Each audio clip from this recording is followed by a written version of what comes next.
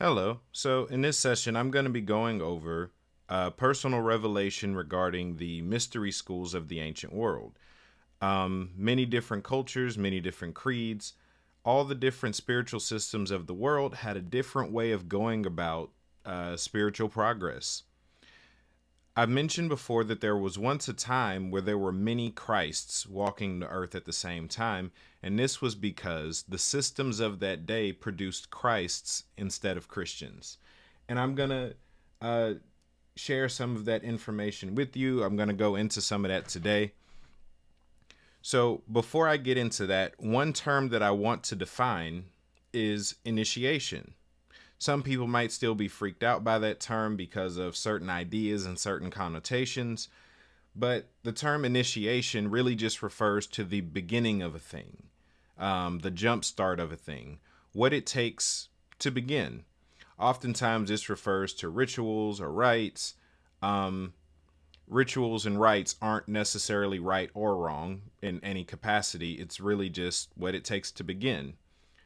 Um, for colleges, they have their orientation. If you're talking about the Christian sphere, they have their baptisms, um, beginner classes, things like that, all fall under the category of initiation, as well as impartation, certain teachings, certain procedures, certain processes that an individual might go through in order to mature or graduate a course.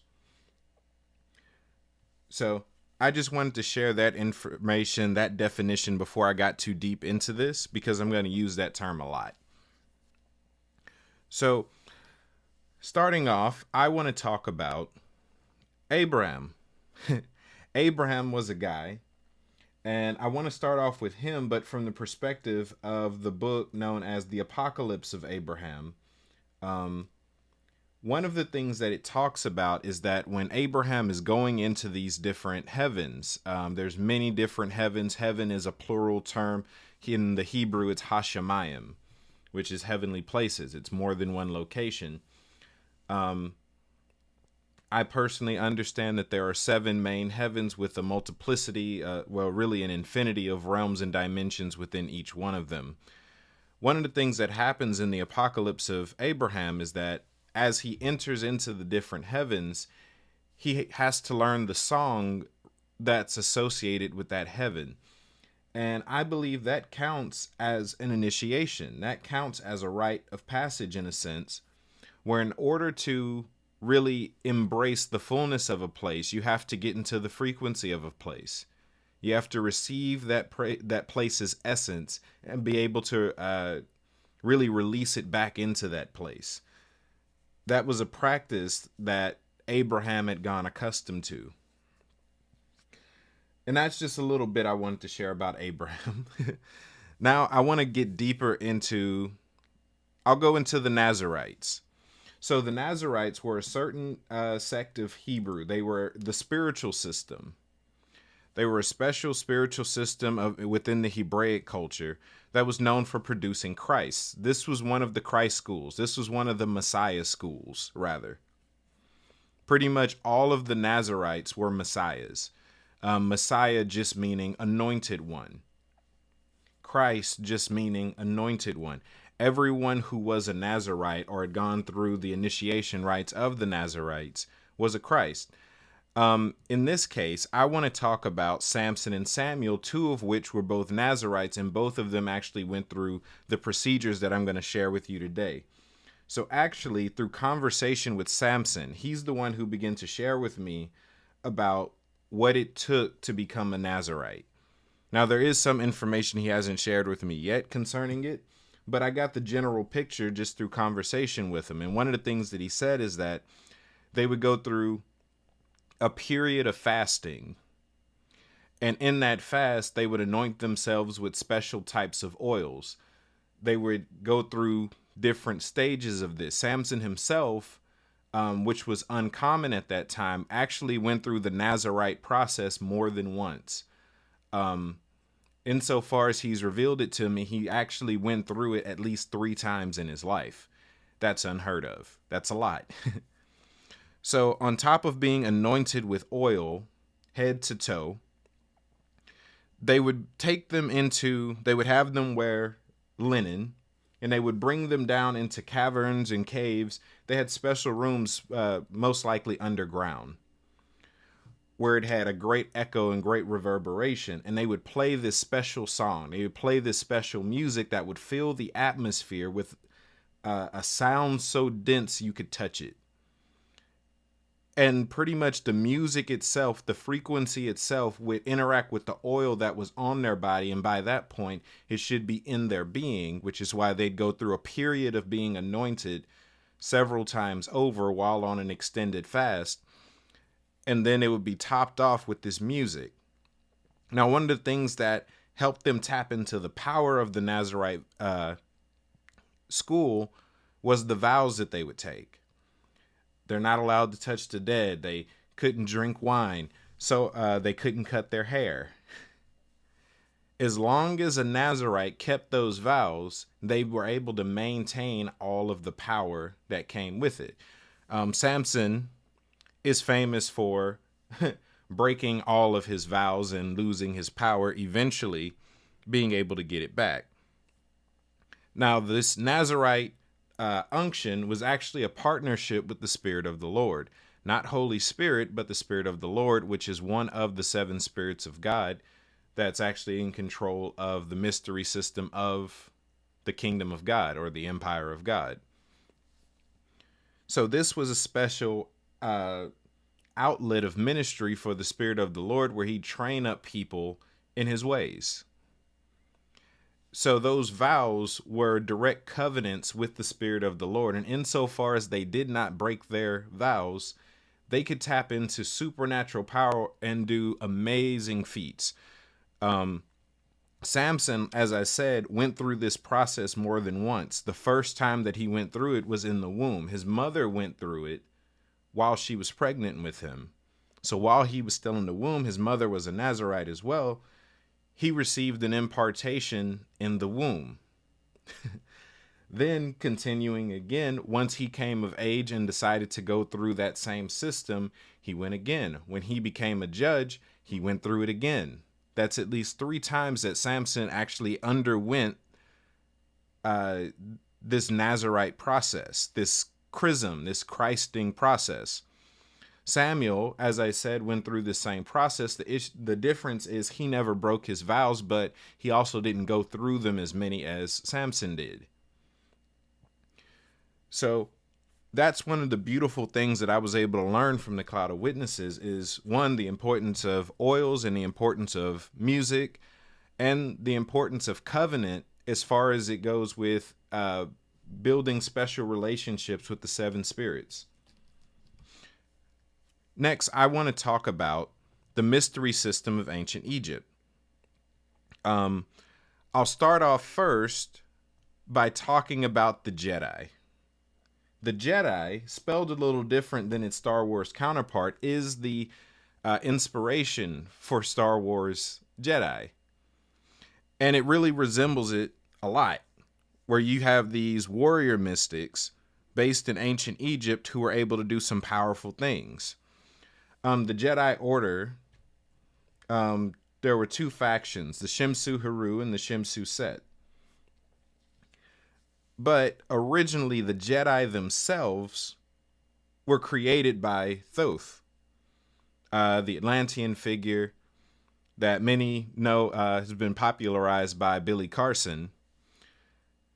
He's actually the one who created the Jedi, who were actually meant to be protectors of sacred wisdom. And they ended up running the initiation schools of ancient Egypt for a very long time. The name Jedi itself comes from the Jed pillar, which is the symbol you see to your left.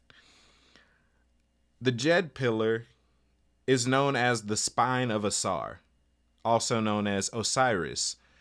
Osiris is the God principle, the divine principle of perfection, of divinity. It's something that is both in the heavens and on the earth. So it kind of presents the spine itself as a special technology that's able to transcend dimensions, able to transcend realms.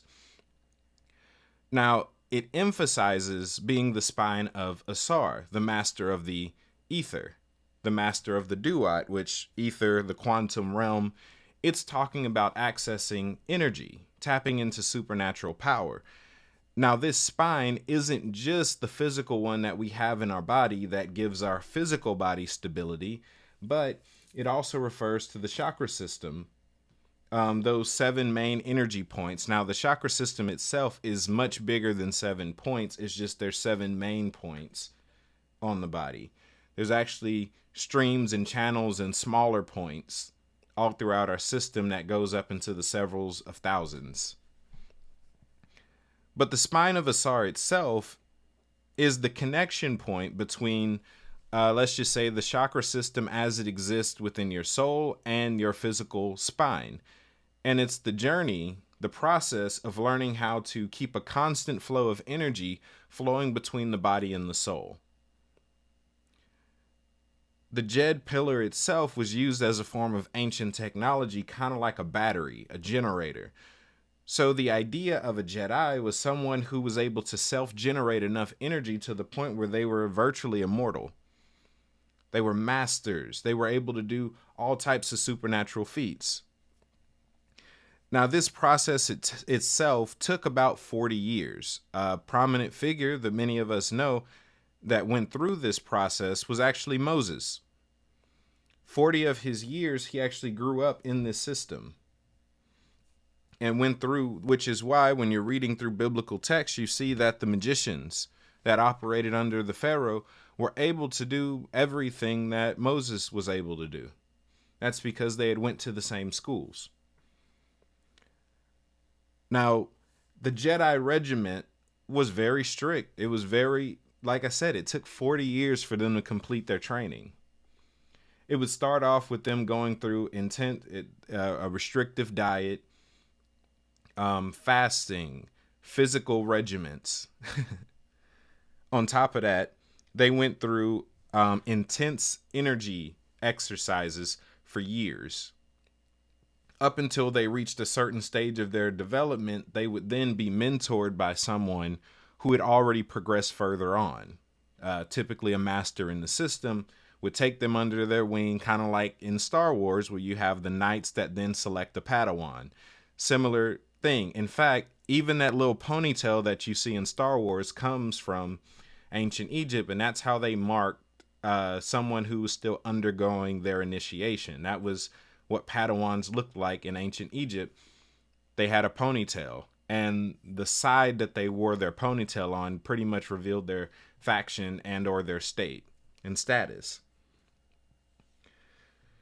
But in this, activating those 7 energy centers in the body, those same energy systems, that being the crown, the eye, the throat, the heart, the solar plexus, the sacral, and the root chakras, mastering them to where they have energy, electromagnetism coursing up and down their spine, energizing the rest of their body. And this meant that, for one, the physical world itself runs off of electromagnetism. Electromagnetism is the currency of the natural world. So by turning yourself into a giant electromagnet, you then gain a certain level of mastery over the universe itself. And that's what they did. Now, one of the things that I come to learn is that only a certain portion of this initiation was done on Earth. Just like the Nazarites, they had their underground passages, they had underground schools that they underwent, but a massive amount of this schooling happened in other worlds. It happened in higher realms. So part of this process was, at a certain point, you have to know how to travel in the spirit. You have to know how to reach higher realms in order to take your next class. Which is then that I realized that when ancient Egypt fell and a lot of their books and scrolls got either burned or stolen, we took it as a loss, though it was, but pretty much everything they ever had was stored in metaphysical libraries that can still be accessed. People, in some cases, refer to this as the Akashic Record. So it's very similar in that there's libraries that exist in other realms. That should you know what you're looking for and where to go and how to tap into it, you can have the same training that these ancient adepts once had. Next, I want to talk about the Essenes. The Essenes, this was the school that Yeshua was actually of. They were a special type of Hebrew, again, believed to be founded by Enoch. And they were known as water mystics. They lived their lives in harmony with nature. They lived off of a lacto-vegetarian diet, wore linen, communed with nature, talked to animals, respected the plants, and they played in water. Water kept their frequencies high, kept them pure as a people. They lived out in the wilderness and played in the water. This is actually where the process of water baptism comes from. It's an Essene practice, which actually originates even further back amongst the Sumerians and Mesopotamians, is what the priests or sages of Enki would do. Enki being the Sumerian counterpart for, let's just say, Yeshua, in a sense. The Lord of many waters, the house of many waters. One of the special rituals that I wanted to point out was what I call the quantum ritual, where by playing certain music, they would have people lay back in the water as if you were teaching them how to float. If you've ever taught someone how to float, you get the imagery. And they would play certain music over them. And this would often take hours, but what it would do is it would then fill their body with so much energy and purify them to the point where they would break free of gravity and have enough energy in their body to control the world around them. This led to many of the Essenes developing the ability to walk on water. This was a common manifestation amongst the Essenes. Walking on water as a sign that they've mastered the world around them. They've mastered the energy in their body to the point where they can control the world around them. Now, the Essenes, though they were Hebrews, were in close connection with the ancient Egyptians. In fact, part of their schooling involved sending their students at a certain point to go to the school of the ancient Egyptians. In fact, if you read the Gospel of the Holy 12, it talks about this in Yeshua's life, where at one point he went to school in Egypt and learned the ways of the Egyptians in the same way, it says, as Moses had.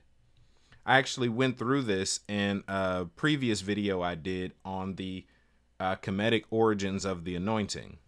So if you're interested in that, check that out. One of the other things that I went over is the fact that Yeshua's process that led to his death, burial, and resurrection was also the fulfilling of the mummification process, which is the Christing process. From the moment that Mary Magdalene broke that oil, that spikenard over his feet, he then begun a mummification process.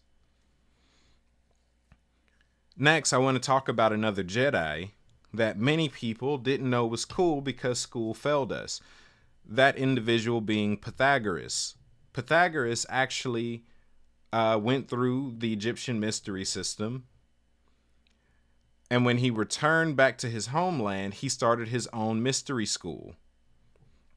And some of the rites that he would put them through is that, one, they had to fast for 40 days on water. He'd put them on extended fasts, and at the end of this fast, he would give them a meal known as the Meal of Hercules, which was a special supernatural meal that they would prepare that would fill them with supernatural ability, fill them with energy and give them supernatural abilities. This meal of Hercules is the same meal that the prophet Daniel and the other Hebrew boys used in the book of Daniel, where they refused the king's meat and instead ate pulse. Pulse is a very specific recipe. In fact, Don Tolman, father of Tyler Tolman, actually discovered the recipe after searching for it for 17 years. Eventually, he came across it after he had pretty much given up. So His since then, Don Tolman has passed, but his son Tyler Tolman actually sells the product himself, Pulse, which refers to, so that's one of the other things, the importance of dieting. Diet played a huge part in a lot of these initiation rituals and rites and mystery schools. One such was the process that some of the Norse sages would go through, which would involve them, just depending on the school that they were of or the time period, would involve them drinking a special brew of mead, and then involving themselves in ritual combat. In some cases, the ritual combat wasn't there, but there was still the mead followed by a series of chantings and prayers that would then allow someone to travel across that rainbow bridge, which is the same thing as the 7 chakras, traveling back and forth between the natural world and the astral plane, or the soulish world, not even the spirit world. But that was a part of their ritual, which would allow them to gain access to these higher realms and be able to travel to and fro. Last but not least, I want to focus on the priesthood of ancient Kemet. Really, this is found in a lot of different African cultures, but one of the most common, especially for ancient Egypt, involved the killing of a leopard in ritual combat and then wearing its skin. Pretty much what would happen is that for the warriors, they would then kind of take on the spirit of the leopard that they killed. Even part of that ritual is the eating of certain portions of the heart of that same leopard, because it's seen as the unification of that warrior, that priest, with that leopard, which is actually really similar, and I believe to be the inspiration behind the Black Panther process, where he drinks from the heart-shaped herb and then is imbued with the power of the Black Panther. For those of you who don't know this, Black Panthers are just melanin-rich leopards. So I find the parallel striking.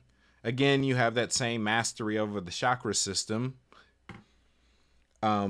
specifically in Kemet through a process known as Smai Tawi, which was also the name of the landmass at one point, as it means the unification of the upper and lower, or the heavens and the earth, the spiritual with the carnal, the higher and the lower self, unifying those two parts of yourself so that communion and exchange of energy and power and revelation becomes easy and it becomes constant. So this was my overview of many of the different mystery schools, rites, and rituals as I've studied so far and as I have experienced. So please leave comments in the comment section down below. Let me know what other topics y'all would like for me to cover as well. I do have my own courses available on my website, schooloftheempire.com, as well as Patreon, where you can find a lot more advanced knowledge and history even there. As always, all links are in the descriptions down below. Until next time, y'all be blessed.